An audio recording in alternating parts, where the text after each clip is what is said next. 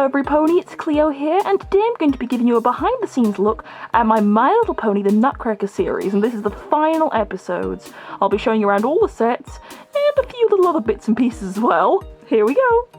Okay, here we are on the first set scene in the episode.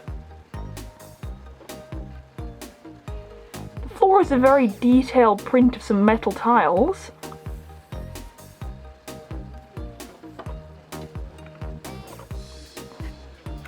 And the walls are two prints of stone walls with glowing red windows on them. They're just blue tacked to some rather random supports to keep them up. In the corner over here we have a toy cage which Bumblesweet was being kept in.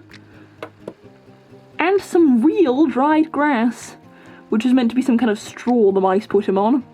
Over to the side of that, there's the Sylvanian family's dining table with some various cooking utensils on it.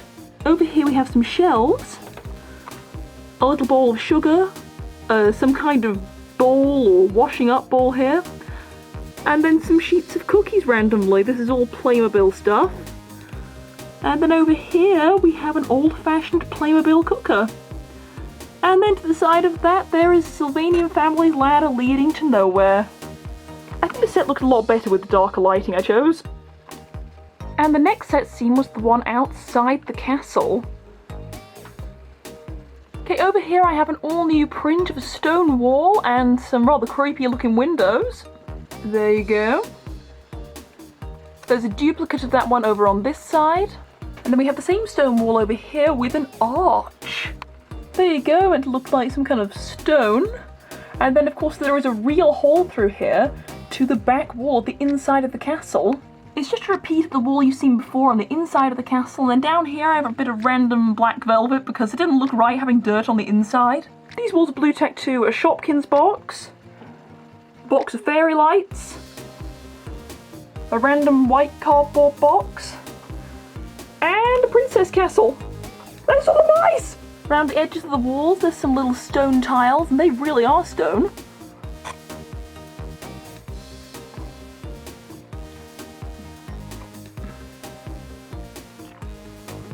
Then I have some Playmobil trees on either side, blue tacked to the ground.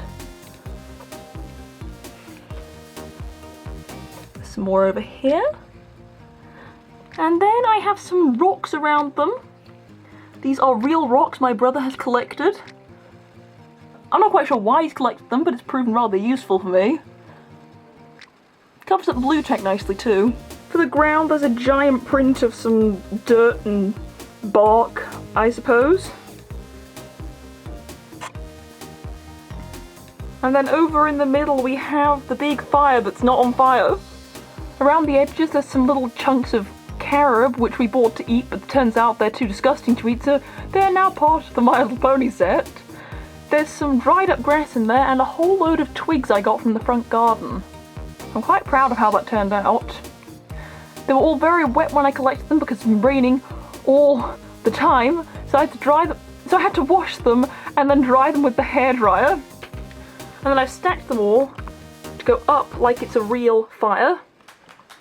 So I'm really quite proud of that. This set is probably one of my most intricate ones, and I'm very pleased with how it turned out. Okay, the next set scene was outside the palace. The background is a very large print of some mountains blue tacked to the wall.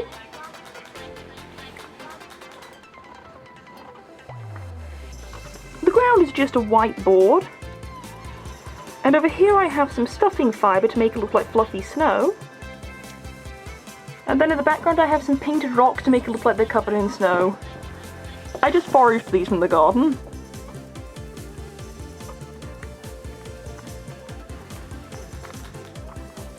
For the back of the palace itself I have some little tiles here I've just placed. I can just take them up really easily. It doesn't go very far.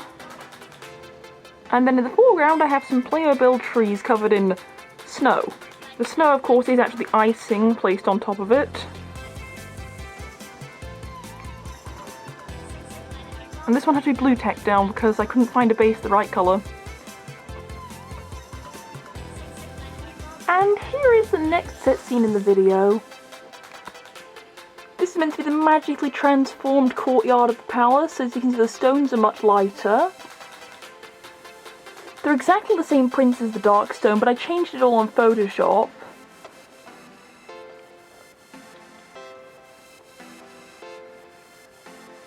There's more of those stones around the edges, but these are the lighter stone tiles. There's a print of a stone path right here. And the grass is just some green fabric, as usual. The plants in the background here are just various Playmobil ones. I wanted some more realistic ones really, but this is the best I could do. Then round to the inside of the castle here, there's a little rug. Some gold and white wallpaper. And then there's a glass chandelier. It's actually just a Christmas decoration, but I think it looks like a pony-sized chandelier, so it's right there. I don't think you can see it in the final video, but I thought I'd put it there anyway. It's suspended on a bit of wood here, which is supported by a cardboard box, which is holding up the prints. And then there's a stack of Lego holding up the other side. And here is the next set scene in the video. As you can see, the background is actually just a toy, which I think was meant to be a studio. You can see the video where I unboxed it in the corner right now. I used the accessories from the set. The carpet is a bit of cream chenille on top of some little floorboards for the set. There's a print of some wallpaper here, which I'm pretty sure you couldn't see in the shots, but it's there anyway, pinned up to that Shopkins box. Then for some extra depth, you can see I've reused this stone wall, pretending it's tiles. You can't really see it in the video.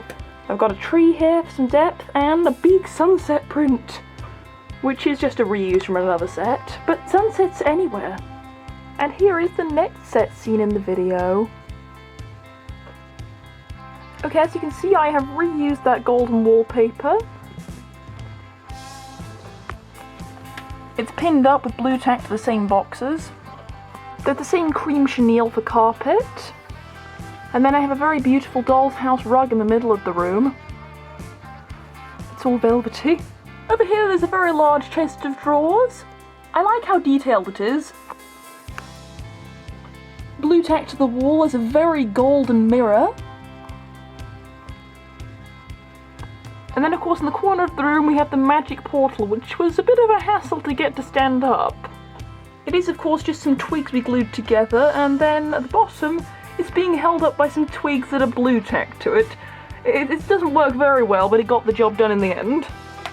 The next set scene in the video was incredibly simple. It's different wallpaper print, used on that same Shopkins box, some blue tack sticking it up. There's a print of a door blue tacked onto it. A little Slovenian family's table, and a little lamp that really did light up. I had to slow down the shutter speed in the stop motion to get it to come up on the camera, but I think it looked pretty good. And then lastly I have some really shiny velvet for the carpet. I think just looked pretty black on camera, but it's very beautiful in real life.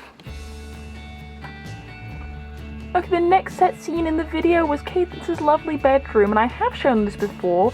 You should be able to see the set tours we've shown in first in the top right corner right now. And here is the very last set scene in the video.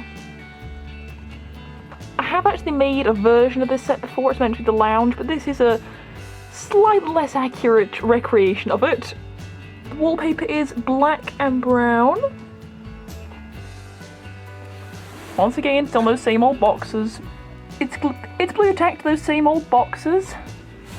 There's a Photoshop painting over here, also blue tacked onto the wall.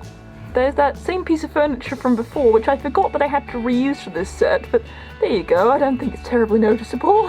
And over here we have a Slovenian family's fireplace. There's a place with a candlestick on top of it, a standard lamp over here, some logs for the fire, a grandfather clock over here, or grandmother clock, I don't really know what it is, it's a tall clock. And then for the carpet we have some beautiful velvet, the same stuff as was used in the hallway set, that very small one I showed you. And it was in a brighter light in this set, so you could really see how beautiful it is.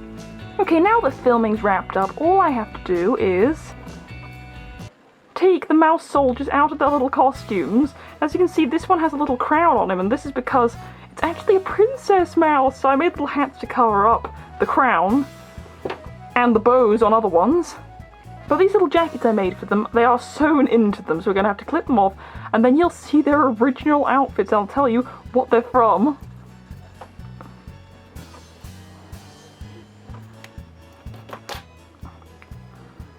There we go.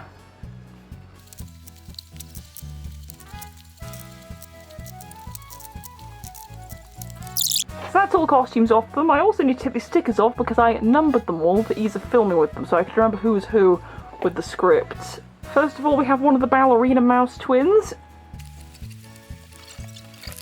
And here they all are in their original outfits. They are, in fact, Angelina ballerina figures from years and years and years ago. They're like Sylvanian Families ones. And I first got them when I was about, I think, 6 to 8 years old. And yes, they are all, in fact, girl characters. They're not male soldiers. They're just little girls in the story.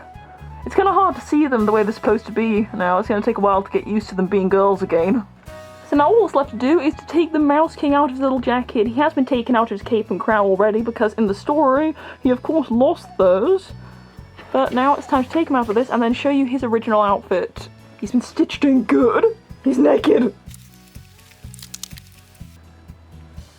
Ta-da! He is now Miss Quaver again, who is the piano player at Angelina Ballerina's ballet class. Yes, I believe that's correct. He has a wonky pair of spectacles and a floral poncho. He's also a woman, but he is still a mouse woman. And that's all I have to show you. I hope you enjoyed the Nutcracker series as much as I enjoyed making it. If you liked this video, don't forget to give it a like and subscribe for lots of fun new videos every week. Thanks for watching!